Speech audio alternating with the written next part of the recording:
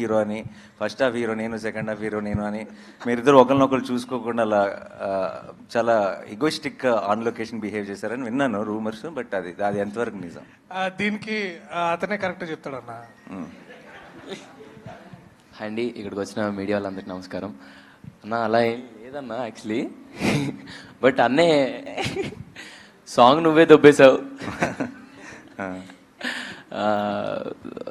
Like girl friend నీకే ఉంది, song నువ్వే దొబ్బేశావు, నన్ను ఏంట్రా ఈ లాయర్ చేశారు అనేసి ఫీల్ అయ్యాడు. యా, నీకు లవ్ స్టోరీ కావాలనిపించిందా? అంటే దీంట్లో ఫస్ట్ వర్షన్ ఎట్లుండిందంటే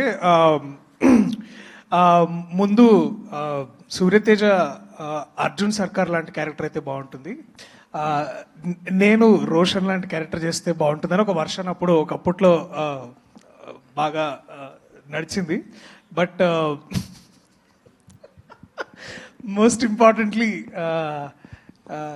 ఈగో క్లాషెస్ కంటే కూడా కాంపిటేటివ్ క్లాషెస్ ఎక్కువైనాయి అన్న. అంటే మనోడికి చూస్తే దీంట్లో ప్రతి నటుడికి ఒక సెల్ఫిష్ పార్ట్ ఉంటుంది. అంటే no matter how much is like, నాకు రోషన్ క్యారెక్టర్ చదువుతున్న ప్రతిసారి దీంట్లో ద వెరైటీ ఒక లవ్ స్టోరీ ఉంటుంది. దిస్ ఇస్ అగైన్ ఒక వెరీ వల్నరబుల్ యంగ్ మ్యాన్, ఒక బ్యాక్గ్రౌండ్ లేని, అంటే బ్యాక్గ్రౌండ్ అంటే ఒక పొలిటికల్ సపోర్ట్ లేని, లేకపోతే ఎటువంటి ప్రాబ్లమ్ అంటే వీక్ వల్నరబుల్ క్యారెక్టర్. అట్లాగే మళ్ళా heal again rise in love. So there is spectrum of ఒక క్యారెక్టర్ ఆర్క్ మనోడికి చాలా వెరైటీ. నాకు అది చూసి కొంచెం అసూయగా ఉండేది. సో అప్పుడు అట్లా అంటుండే అంతేగాని, but I'm very proud of what is done in the film, like you are. So yeah, and so equally about. మీ ఇద్దరు అయితే డెఫినెట్గా వాళ్ళిద్దరు గురించి నేను తర్వాత మాట్లాడతాను. But Roshan amazing performance. And చాలా సినిమాల్లో మనందరికీ తెలుసు రోషన్ ఎన్ని ఫిల్మ్స్లో చేశాడు. తను ఆల్రెడీ ఆర్టిస్ట్గా ప్రూవ్ చేసుకున్నాడు. బట్ నాకెందుకో ఇలా లీడ్గా I think I'm extremely proud of your performance and the film. And నువ్వు ఈ సినిమాతో నాకు తెలియకుండా మీ ఇద్దరు రెస్పాన్సిబిలిటీ నేను కంప్లీట్గా తీసుకుంటున్నా.